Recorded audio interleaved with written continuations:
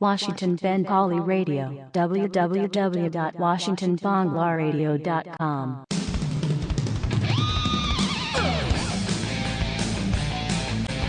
Hello everyone, this is Gurjeet Singh on a cool spring evening in Washington, D.C. Our guest today is Samir Stewart, who plays a prominent role in Manan Singh Kathora's award-winning feature film 9/11, which will premiere at the Washington, D.C. South Asian Film Festival next month. Samir joins us today from Washington, D.C. Hi Samir, how are you? Hi Gurjeet, it's a pleasure to be here and it's a pleasure to be one with your listeners all across the U.S. and wherever people have access to the internet. Well, thank you for taking the time out to speak with us.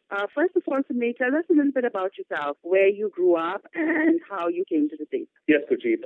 I'm originally from Bombay, or as it's known as Mumbai these days. I was born there, have lived in different parts of the country, lived in Delhi, went to boarding school in both Lawrence School Sonabar in Himachal Pradesh, as well as Lawrence School Lovedale. Did boarding school in Ooty in South India, in Tamil Nadu, and ended up in Bangalore before coming to the U.S. for the first time in 1992 to pursue higher education. I was getting a bachelor's degree in mass communications and computer science at the time, but when I came to the U.S., I changed my major, and it was financial economics and international relations. Wow. So, yeah, I do see you're an economist with the World Bank. Was acting always a passion of yours? And how young were you when you realized that acting was something that you were really interested in and that you wanted to pursue? Yes, thanks for that question. I've loved acting from an early age. I used to act in dormitory shows in my boarding school, Blue Mountain School in Ooty, Tamil Nadu. And basically during that time developed a deep love for movies. In boarding school, color TV was, I'm talking about the 80s now, the mid-80s, color TV was a rarity, and to view a movie on a color TV was a once-in-a-month experience. So whenever our small school sort of gathered to watch a movie, it was a very exciting time. And my earliest memories of watching movies were Lawrence of Arabia and Poseidon Adventures. It was a once-a-month treat, and I never missed it. Oh, wow. So what were some of the projects that you were involved in prior to you doing this role in 9/11? Well, I started acting, I would say. I was more of a stage actor initially. I had done a fair number of plays in Bangalore. When I was 15, I was involved in a college production by the name of Spider's Web. It was an Agatha Christie play. I also did another probably about 9 to 12 other plays, including some from George Bernard Shaw, other Agatha Christie plays. Also did a musical in college. One of the other things I did was in 1993, I had 4 episodes as part of a TV series on Star TV when Star first came out. The name of this TV series was South Parade, and I played the part of a clean cricketer playing for a very corrupt team, and I was the only one who sort of performed to ability, whereas everybody else had sort of tanked the game, so to speak. This was a great experience. The director of this TV series was a lady by the name of Moina Singh at the time, and she was the AD to Sridhar Shirsagar of Garjamai. Most people who are familiar with the 80s would probably remember Garjamai. It was a very famous TV series at the time. Wow, so you've had a lot of experience in theater. How about film prior to 9/11? Were there any other films that you did? Yeah,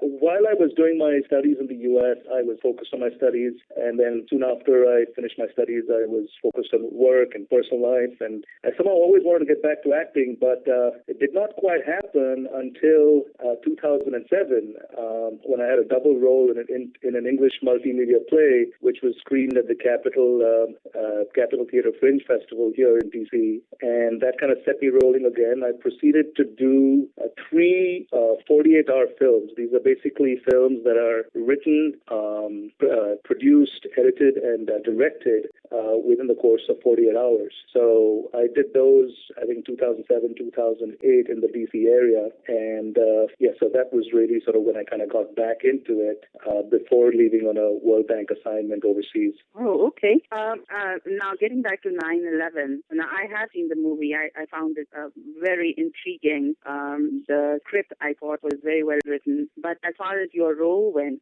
in 9/11, did you tell us a little bit about the role you played and how exactly did you prepare for that role? Yeah, I played the part of a Mumbai police inspector.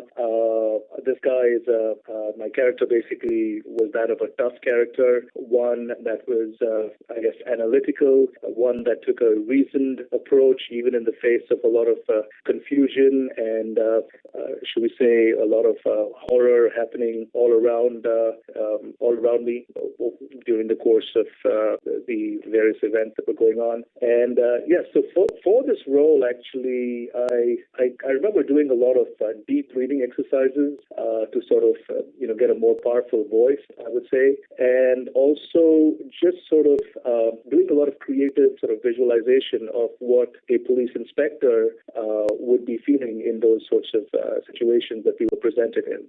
I can't exactly divulge too much more information in terms of what my role was, because obviously I want all you folks to go out and see it. Right. Were there any parts of the character you played? Were there any parts that you actually related to? In real life, I'm fairly analytical. I'm fairly intense. I think I have a sense of right and wrong.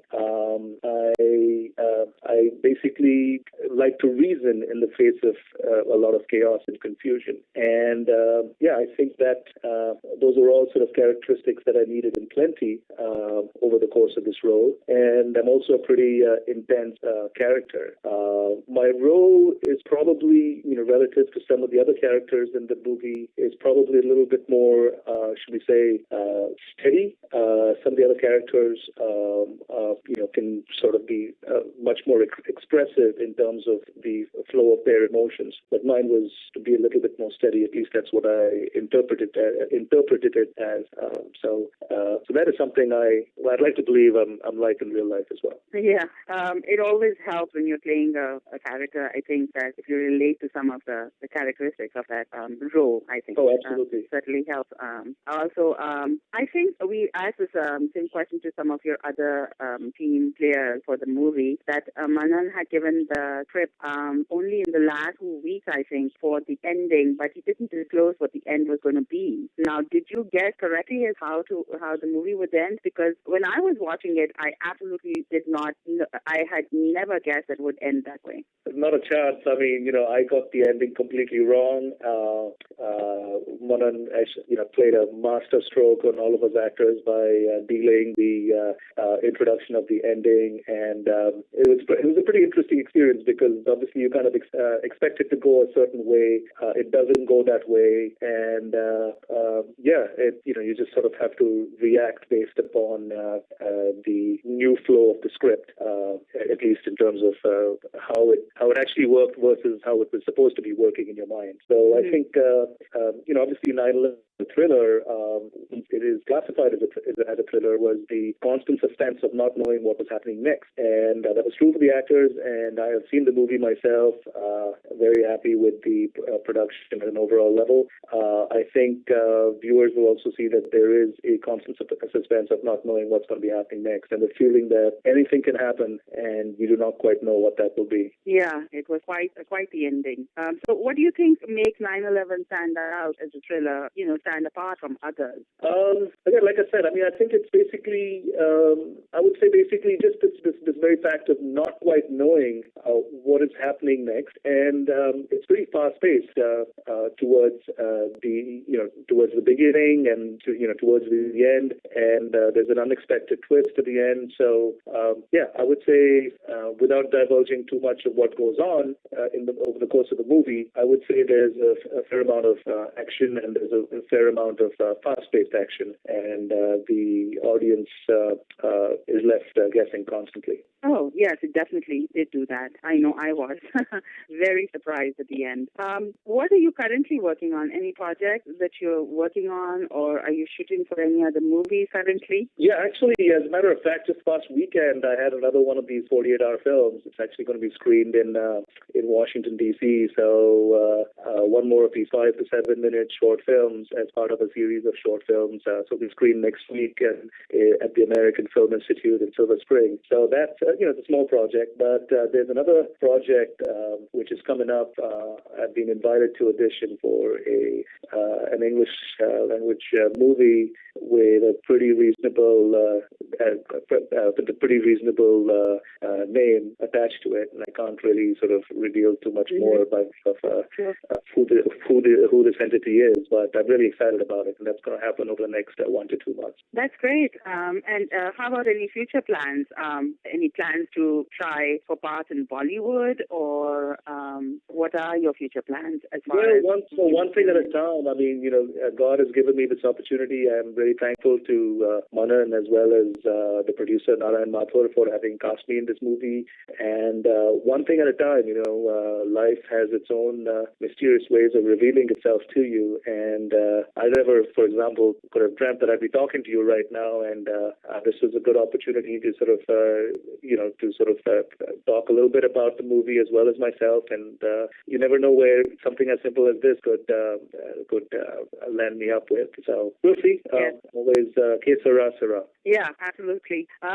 So before we end the interview, any thoughts you'd like to share with our listeners? Any other things you'd like to add to? Yeah, definitely. I definitely have a few thoughts I would love to share.